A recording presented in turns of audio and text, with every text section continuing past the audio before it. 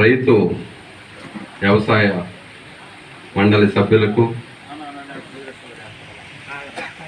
అదేవిధంగా చైర్మన్ ధర్మానాయుడు గారికి, agriculture AD Nagarjuna Sagar గారికి, పెద్దలు హరికృష్ణ అన్న గారికి,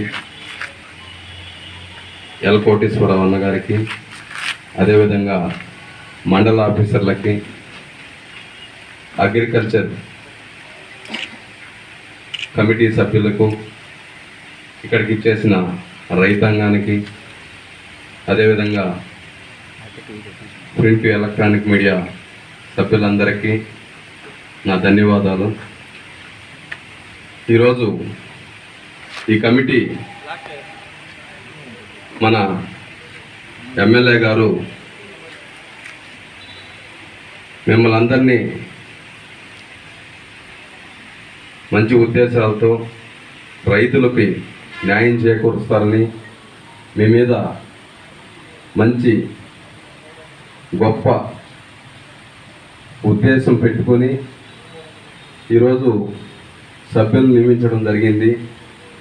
రైతులకు ఏ కష్టం వచ్చినా ఏ విధంగా సలహా ఇవ్వాలి, ఎవరి దగ్గరికి వెళ్తే పని జరుగుతుందో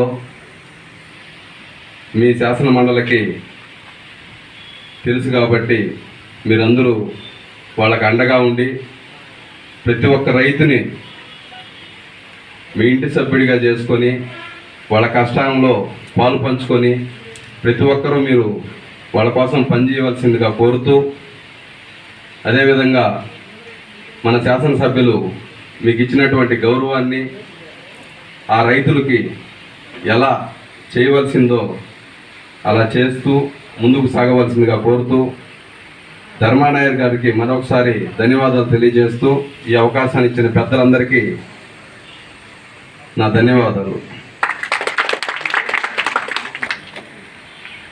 థ్యాంక్ యూ సార్. ఉత్తరోత్తర కూడా అంటే సలహా మండలి రికమెండేషన్స్ కానీ మన వ్యవసాయానికి సంబంధించిన ఎటువంటి అవసరం ఉన్నా మీరు ఎప్పటికప్పుడు మాకు అందుబాటులో ఉండి సపోర్ట్గా ఉండి రైతులకు, వ్యవసాయ శాఖ మరియు అనుబంధ శాఖల సిబ్బందికి కూడా రైతులకు ఉపయోగపడే విధానంలో సపోర్ట్గా ఉంటారని చెప్పి రైతుల తరఫున మరి ఒకసారి కోరుకుంటూ చక్కగా చెప్పారు. Thank you. తర్వాత ఈరోజు ఎంపిక కాబడిన రైతు సలహా మండలి చైర్మన్ అయిన ధర్మారావు గారు, అట్లాగే ఇతర గౌరవ సభ్యులందరూ కూడా సన్మాన కార్యక్రమం ఉంటుంది.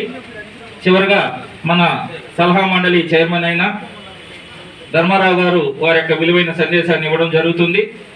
తర్వాత కార్యక్రమం ముగుస్తుంది. కాబట్టి ఇప్పుడు సన్మాన కార్యక్రమం ఏర్పాటు చేయవలసిందిగా కోరుతున్నాము.